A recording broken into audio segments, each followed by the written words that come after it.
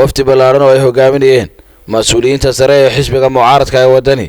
ayaa safar dheer oo habeen iyo maalin qaatay ku kala bixiyay deegaano hoos yimaada gobolada Togdheer iyo Buuhoodle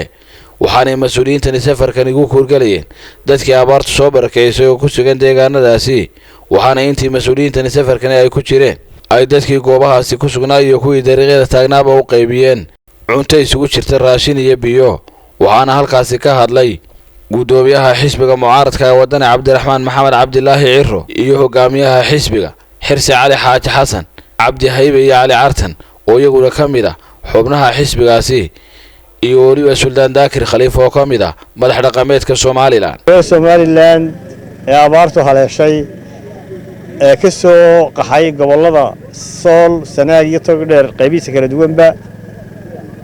maroodijeexna wala sheegay saaxil inay iyaguna halkan joogaan marka dhammaan dadka abaartu keentay iyo dadka deegaankaba waxaan Ilaahay ka baryaynaa in Ilaahay madal khayr qaba inoo keeno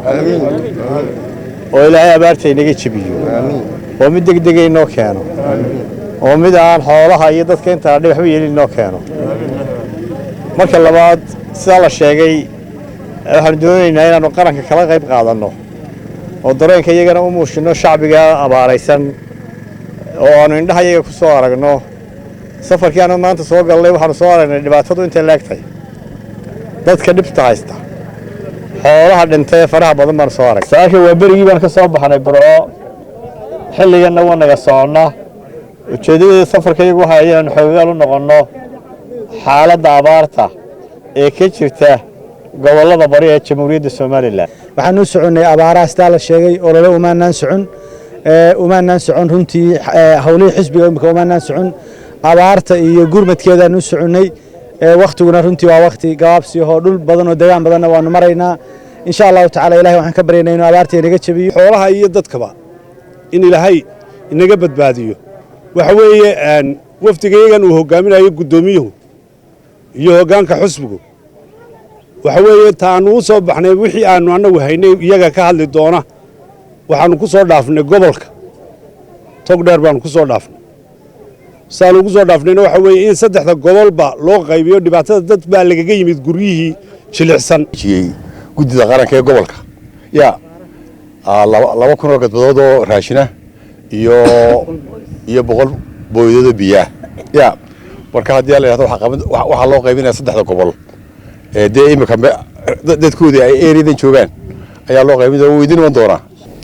marka rabbi baan ka rajeynaa asaga qaadiray in Ilaahay subhanahu wa ta'ala rahmad khayr qaba inoo shubo xaqana waxa wafti ku socday gudoomiyaha musharaxa madaxweynaha xisbiga wadani iyo wafti hogaaminayo oo aan ugu tala galnay inaan u kuul galno dad yowga dhibaataysan ay abaaru aafeeyeen wixii runtii process baa la soo mariyay oo magaranaysa la soo mariyay marka insha Allah ta'ala Ilaahay daahdiga furo dadkani abaartu soo barakeysay ku sugan deegaankaasi ayaa waxa ku jira dad iyaga xoolihii ka dhamaadeen balse u baahan in naftooda la badbaadiyo dadku waa jilicsan yahay dad iyo dunyaba waanu jilicsan Ilaahay waa loo jilicsan yahay caawumaan u baahnay waxaan u mahad celinaynaa wadani iyo Xirsi iyo Cali Xaaji Xasan iyo Cabdilaahi Ciro